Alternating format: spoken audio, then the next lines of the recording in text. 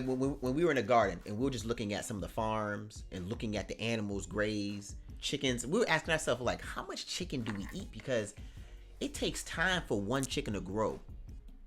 And I can see, you can name hundreds. I mean, there's millions of chickens being consumed every day.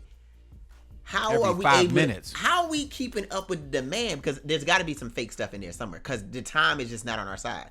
Based on the slaughter, the process of going from the egg to fully grown, we're like, hold up. There's got to be something in this system that's off here. But the ultimate thing is, once again, it's about balance.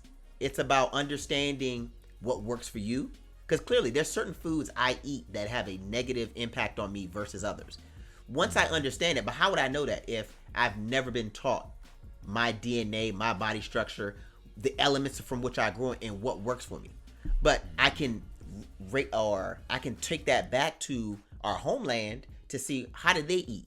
Oh, they only ate, even we jokingly, we talked about the scripture sometimes where it talks about, oftentimes when you look at the classes, people didn't eat a lot of meat. That only came whether you lived in the king's palace where they had all that at their exposure, or when there was a party or an event taking place and they would say, go cut the calf or go cut the animal, or when they were going to make a sacrifice.